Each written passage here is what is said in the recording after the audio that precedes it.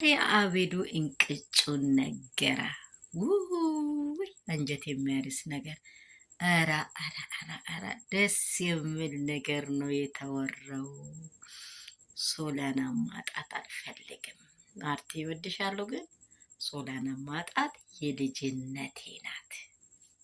አይታችኋል እንዴ? ነው የሰው እቃ ቤት ውስጣችሁ አስቀምጡ አታንሱ ትለናለች እናታችን።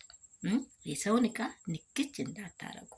ለምን እንዳትጠየቁ። ነገ የት ነው እንዲህ አድርጌ ነበር፣ እዛ አስቀምጬ ነበር፣ በምን ሰዓት መታችሁ አነሳችሁ ተብላችሁ እኛንም እንዳታስወቅሱን ትለን ነበር እናታችን ማለት ነው ሲታሳድገን።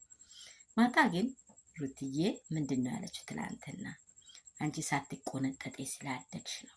4 አልተቆነጠጥሽማ ብላለች። ይሄ እናትን ይነካል፣ ይሄ አባትን ይነካል። ይሄ ድርጊት አታድርጉ ውጡ ስንል ሊሰሙ አልቻሉም። ዛሬ በአደባባይ ማርቲን አዋረዳ። አረ ውርደት! አረ ውርደት! አረ ውርደት! ምን አይነት ውርደት ነው?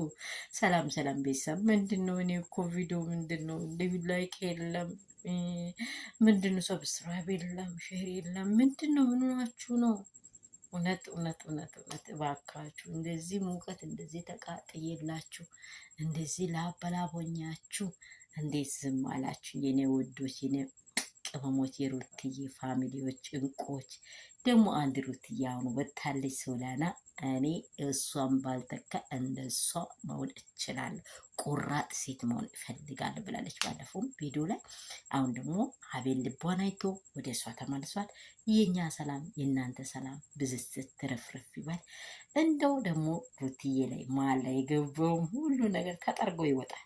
ይሄ አንድዋ እስከምጠራ መደፍረሱ ስለማይቀር ከዚህ ደስታ የሚነጥላቸው አንዳች አይኖርም።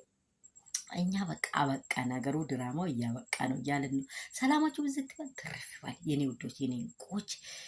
ያላችሁበት ሰላምን ጸጋን ተመኘውላችሁ። ጮኬ እንዳላወራ ሰዎች አሉ።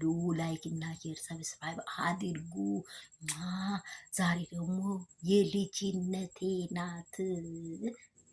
ግቿን ነገረ ሐቋን። ኧረ አብረሽም እንደዚህ ተንፍሳ ይሞት። በእውነት ተንፍስ። በቃ የልጅነቴ ናት፣ የልጄ እናት ናት። ከዚህ በኋላ አትንኩብኝ በያላቸው። ማንም በአንተ ቦት የሚገባ አቅም የለው።